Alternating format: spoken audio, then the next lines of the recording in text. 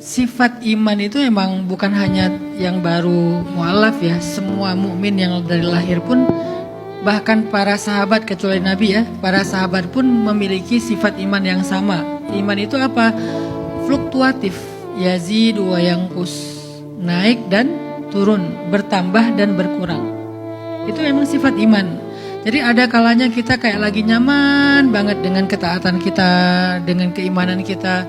Tapi ada kalanya kayak lagi drop dan kayak nggak mau ngapa-ngapain. Terus muncul rasa-rasa gelisah, ya anxiety itu, atau overthinking, atau kayak kebingungan sendiri. Ini gimana sih, ini bener nggak sih dan segala macam. Itu tuh pasti keadaan ketika iman kita lagi lemah. Biasanya iman lagi lemah itu nanti ininya macam-macam, godaannya macam-macam.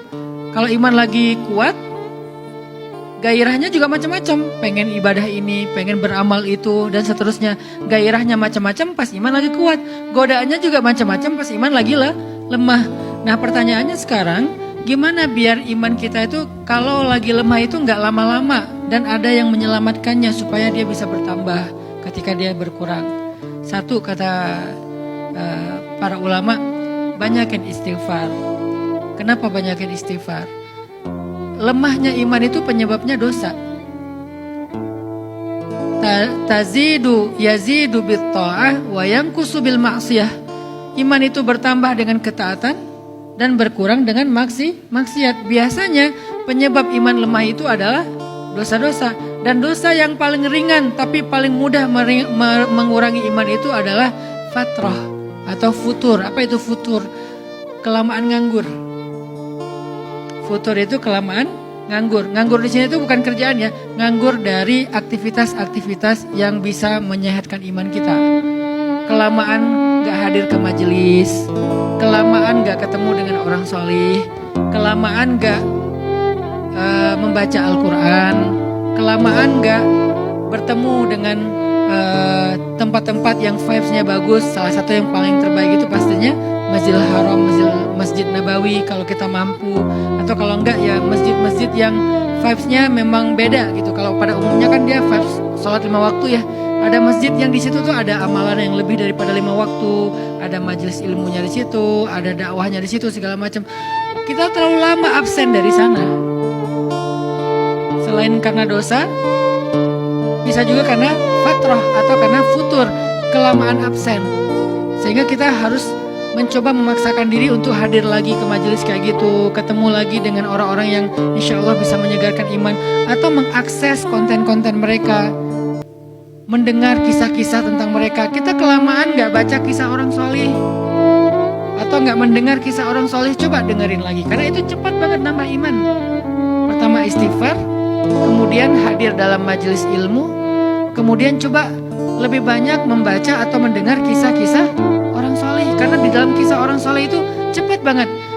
Kan kata Allah juga di dalam Al-Quran, wa kullan naqussu 'alaika min anba'ir rusuli ma nutsabbita bihi fuadak. Begitulah kami mengisahkan kisah-kisah Rasul kepadamu Muhammad. Nabi Muhammad aja yang udah sempurna imannya masih membutuhkan kisah-kisah. Kisah siapa? Kisah Rasul-Rasul yang lain. Padahal beliau adalah Rasul terbaik, tapi masih membaca kisah Rasul-Rasul yang lain di antara saudara-saudara beliau para Rasul dan para Anbiya. Wa kullan naqussu 'alaika min anba'ir rusul. Kisah-kisah Nabi yang kami kisahkan kepadamu Muhammad, ma nusabbitu bihi fuadak, untuk meneguhkan hatimu Muhammad. Jadi ketika Nabi lagi sedih, dihibur dengan kisah para Nabi. Ketika Nabi lagi drop, dikuatkan dengan kisah Nabi. Ketika Nabi lagi bingung, dimantapkan keinginan dan tujuannya dengan kisah-kisah para Nabi. Selalu kayak gitu, kisah-kisah Nabi-Nabi sebelumnya menguatkan hati Nabi. Maka kita juga butuh kisah yang sama. Coba baca kisah-kisah inspiratif sesuai dengan tema kita. Misalnya bisa cari di sosial media atau di YouTube dan seterusnya. Kisah ajaib dalam Islam misalnya, atau kisah-kisah sahabat yang inspirasi, kisah nabi-nabi yang solih dan seterusnya. Itu banyak keluar tuh kisah-kisah yang bagus. Apalagi kalau kalian ngerti bahasa Arab, itu lebih banyak lagi referensinya. Kalau nggak ngerti bahasa Arab, oke, hanya yang versi Inggris sama versi Indonesia. Mudah-mudahan, atau bahasa Arab tapi udah ada translate-nya, udah ada subtitle-nya, sehingga kita tinggal baca. istighfar, paksakan hadir dalam majelis ilmu kayak gini, kemudian banyak-banyak merenungkan dengan cara membaca ataupun mendengar kisah-kisah sholihin. Dengan demikian iman kita itu kayak di recharging. Kan sekarang pakai ininya recharging my soul ya. Kan rata-rata. Jadi banyak-banyak membaca kisah-kisah gitu Mbak Mega.